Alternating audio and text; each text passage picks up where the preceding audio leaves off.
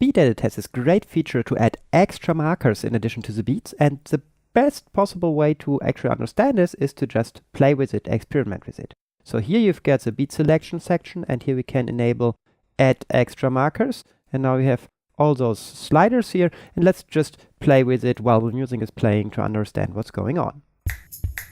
If you listen to the beats of the song, it is always a very monotonous pattern, and it goes on and on for the entire song.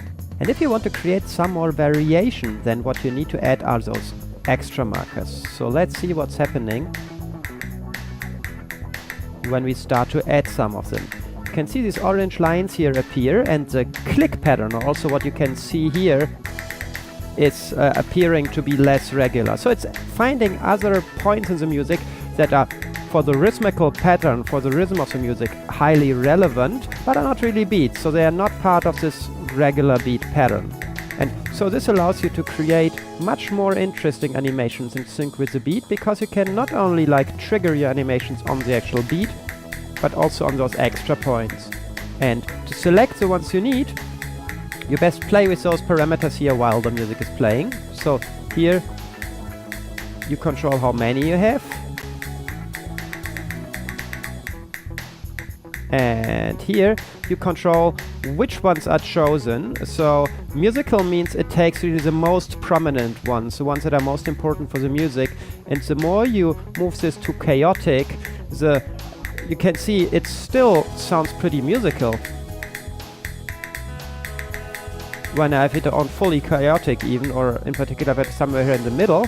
But still, it's not taking like the most relevant ones. So it finds beats, or let's say ticks, that are relevant for the music, but like the more musical you make it, the more it forces to choose really the strongest one, so to speak. And here it gets still musical, but with more variation.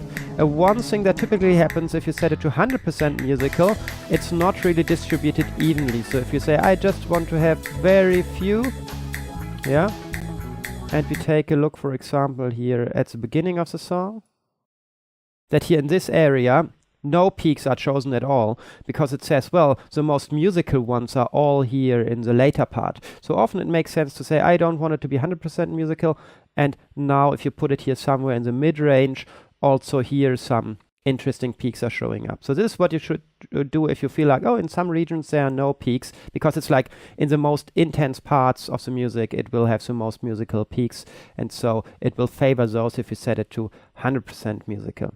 Now the last slider we have here is the minimum distance, and this acts like a filter. Yeah? So for example, here I have some beats very close together, and here for a long time nothing happens. So if I play this through,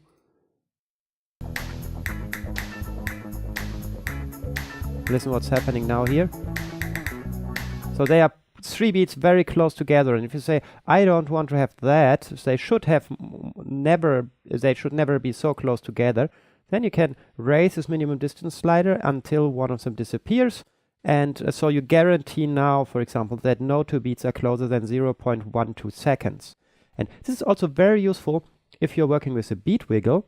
So for example, a move of this slider here at each peak consists essentially out of 3 times. So you have a fade in, where the slider here moves to the side.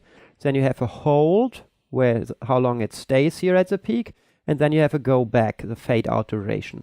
And those together take, in this case, 0.05 plus 0.05 plus 0.15 is 0.25 seconds. So you know, like if you set this here to 0.25 seconds, which is pretty long here actually now, means that it guarantees you that 2 peaks for the slider will never overlap, because 1 peak takes in total 0.25 seconds. So if you set the minimum distance to this value, you know that the beats are always chosen such that they never overlap, which is quite nice. Of course, if you now select here just every 4th beat or something like this, immediately more of these orange lines show up, because like less of them are filtered by the minimum distance filter, because of course it just filters the distance among the selected ones.